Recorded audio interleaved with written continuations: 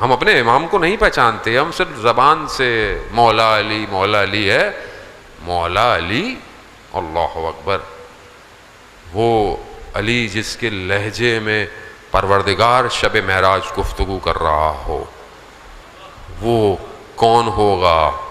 رسول خدا سے پوچھیں۔ رسول خدا فرماتے ہیں اے علی، خدا کو مجھے اور تمہارے سوا کوئی نہیں پہچانا، اور مجھے تمہارے اور خدا کے سوا کوئی نہیں پہچانا، اور علی تمہیں میرے اور خدا کے سوا کوئی نہیں پہچانتا۔ بھئی امام علی، ہمیں تو مسئلہ ہی نہیں ہے یار۔ اللہم صلی علی محمد، ہمارے لیے تو مسئلہ ہی نہیں ہے، مولا مولائی یہ بن جاؤ، ہم مولا آپ کا ہے، آپ کا جو دل چاہے آپ مولا کے ساتھ کر لو، اور میرا مولا نہیں ہے۔ بھائی میرا مولا وہ ہے جو عبادت کرتا ہے، میرا مولا وہ ہے جو گھر میں 1000 تکبیریں بلند کرتا ہے، میرا مولا وہ ہے کہ جو سائل کی مدد کرتا ہے، میرا مولا وہ ہے جس کے دورے حکومت میں کوئی یتیم بھوکا نہیں سویا، میرا مولا وہ ہے جو اپنا درگزر کرتا ہے، میرا مولا وہ ہے جو اسلام کی خاطر 25 سال خاموش بیٹھا رہا، اسلام کی خاطر 25 سال خاموش بیٹھا رہا، یہ میرا مولا ہے، یہ میرا مولا ہے کہ جس نے سر جو ہے وہ اپنا سجدے کی حالت میں دیا، بسم اللہ و باللہ، یہ میرا مولا ہے، میری مرضی۔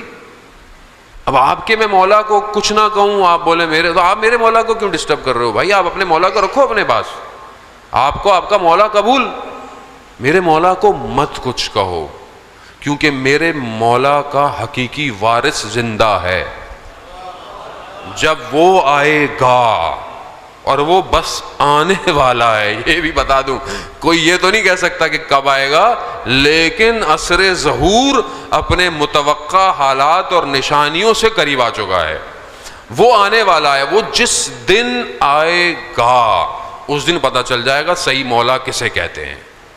آپ بھی ہوں گے یہیں پہ، ہم بھی یہیں پہ ہوں گے، اللہ کرے کہ ہم اپنے مولا کے ساتھ ہوں، مہم یہی ہے، کیونکہ زبان سے الاجل کہہ دینا الگ ہے، اور کربلا میں امام کو دیکھ کر اپنا سب کچھ چھوڑ کر جانا کربلا الگ ہے، اور کربلا پہنچنا کمال نہیں ہے، کربلا میں پہنچ کر امام کے لشکر میں ہونا کمال ہے، ورنہ کربلا تو شمر بھی تھا، کربلا میں عمر ابن کربلا سارے لوگ تھے، مگر امام کی طرف ہونا کربلا میں کمال ہے۔ عزیزان محترم، آج بھی کربلا برپا ہے، آج وقت کا دشمن آپ کے سامنے ہے، مختلف چہرے بدل بدل کر آ رہا ہے، میں کہاں ہوں، مجھے کیا دنیا میں کیا ہو رہا ہے، میرا کیا تعلق ہے، میرا کام چل رہا ہے، میری نوکری چل رہی ہے، میرا بزنس چل رہا ہے، میرا کاروبار دکان چل رہی ہے، بس ٹھیک ہے، بس مجلس میں چلے جاتے ہیں، کیا سن کے آ جائیں گے، مولانا ٹینشن دیتے ہیں، پتہ نہیں، چھوڑو اپنا کام کرو۔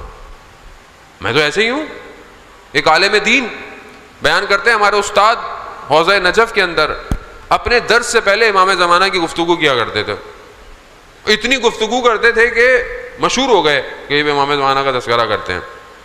کہتے میں ایک دن درس سے پہلے چلا تو دیکھا چہرہ کا رنگ اڑا ہوا ہے، پریشان بیٹھے ہیں، میں نے پوچھا کہ استاد کیا ہوا؟ کہا امتحان میں فیل ہو گیا۔ کہا استاد آپ کا کون سا امتحان، آپ تو استاد ہیں؟ کہتا میں رات کو خواب میں سو رہا تھا، میں نے دیکھا خواب میں شور ہو رہا ہے، شور میں آواز آئی کہ امام زمانہ کا ظہور ہو گیا ہے، تو میں نے کہا، تو پھر آواز آئی کہ ہمارے ہی شہر میں امام آئے ہوئے ہیں، تو میں جلدی سے اٹھا، میں نے بڑے اچھے کپڑے پہنے اور میں باہر نکلا۔ جب میں باہر نکلا تو لوگ ادھر سے ادھر، ادھر سے ادھر، اور کوئی مجھے ٹکر مار رہا ہے، کوئی میری ابا کے اوپر چڑھ گیا، کوئی، تو میں دیکھ رہا ہوں عجیب لوگ ہیں، میرا احترام نہیں کر رہے، کوئی توجہ نہیں کر رہے، اتنا بڑا استاد ہے یہ۔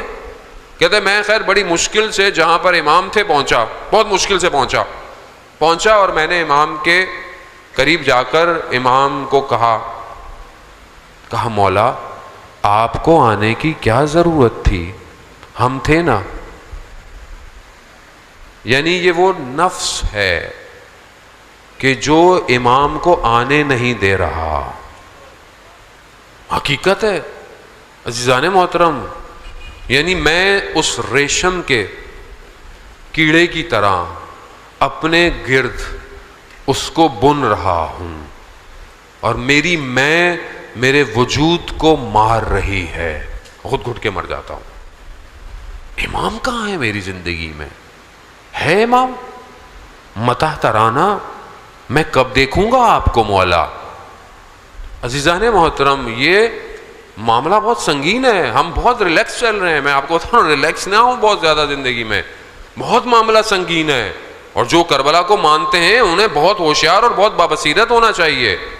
جہاں پر پروردگار نے رسول کو بھیجا وہاں شیطان کو رسول خدا کو مبعوث کیا، شیطان نے چیخ ماری، اب شیطان نے پوری طاقت لگائی مکہ کے اندر کہ رسول کا مقابلہ ہو، رسول کا، اور آپ کے سامنے رسول خدا کو اتنی اذیت ملی کہ رسول خدا نے خود فرمایا کہ جتنی مصیبتیں اور مشکلیں مجھ پر پڑی کسی نبی پر نہیں پڑی۔ انبیاء کو آروں سے کاٹ دیا گیا، مگر رسول خدا کہتے ہیں مجھ پر بہت مشکلیں پڑیں جو کسی نبی پر نہیں پڑی۔ اتنا مشکل ہے، رسول خدا کو ہجرت کرنی پڑ گئی، ہجرت کی، چلے گئے۔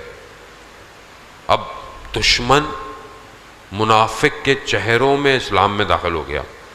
سورہ منافقون کا تذکرہ، اب آپ دیکھیں نا کہ جیسے ہی رسول خدا دنیا سے گئے، منافق کہاں ہیں؟ رسول خدا زندہ ہیں، آیتیں نازل ہو رہی ہیں منافقوں کے، جب رسول خدا گئے تو تاریخ میں آپ کو منافق نظر ہی نہیں آ رہا۔ کیوں نظر نہیں آ رہا؟ کیونکہ منافق نے چہرہ اتنا مسخ کر لیا تھا کہ وہ سمجھ میں نہیں آیا کہ منافق کہاں گیا، وہ خود آ گیا، وہ خود اپنی جگہ اس نے بنا لی اور آ گیا۔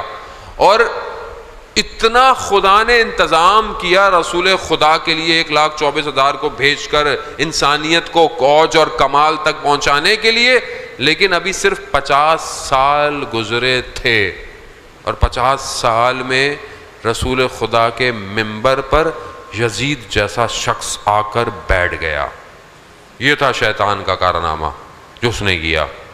یہ 1-2 دن کا نہیں ہے، یہ اس نے بہت لمبی پلاننگ کی، جو ایسے شخص کو آ کر بٹھایا، یعنی جو وہ کر سکتا تھا اس نے کر لیا، جو وہ کر سکتا تھا۔ اس لیے یزید نے آ کر کیا بولا؟